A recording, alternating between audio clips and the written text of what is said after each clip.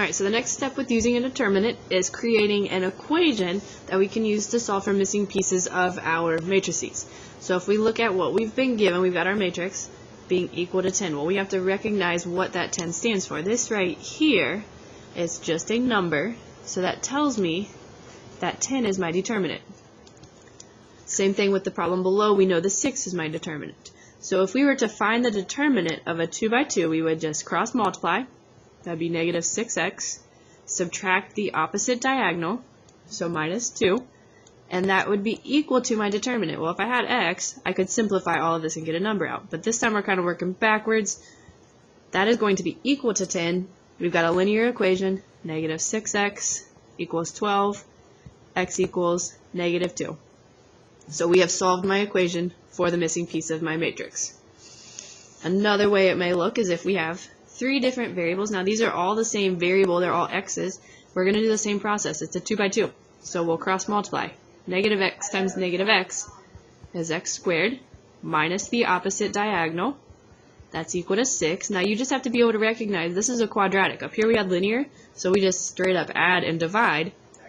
In order to solve a quadratic, we have to get them equal to 0 and factor. So you have to remember, okay, we're looking for 2 numbers that multiply to 6, add to 5, so it's going to be 6 and 1. It could have been 2 and 3, but because we want them to add to a negative 5, then you have to remember to actually solve it, set each factor equal to 0, and if we do that, we get 6 and negative 1. Now we want to go back and double check. So if I plug these in, if I get negative 6, 6, negative 6, and 5, just make sure that these do in fact give you the determinant of 6. So that gives me 36 minus 30, we get 6. That tells me 6 works. If I plug in a negative 1, I get 1, negative 1, 1, 5. I cross multiply and I get 1 minus negative 5, which is 6. And yes, indeed, they both work. These same equations can be applied to a 3 by 3. You're still going to do the same process. So if we had a 3 by 3, I'm just going to make this up in the top. It may not work out nice and neat. 1, 2, 3, 4, x, 7, negative 2, 0, and 0.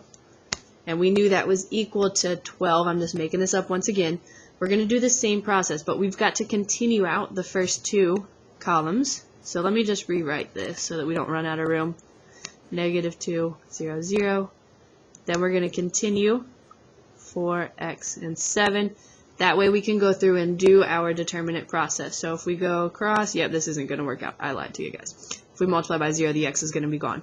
But this is the process that you would take. You're going to take your 3 diagonals, come up with your sums, subtract off the other 3 diagonal sums, and that's going to be equal to the 12. So then you would just have to decide, do I have a linear equation that I'm going to solve like this problem, or do I have a quadratic that I'm going to have to factor?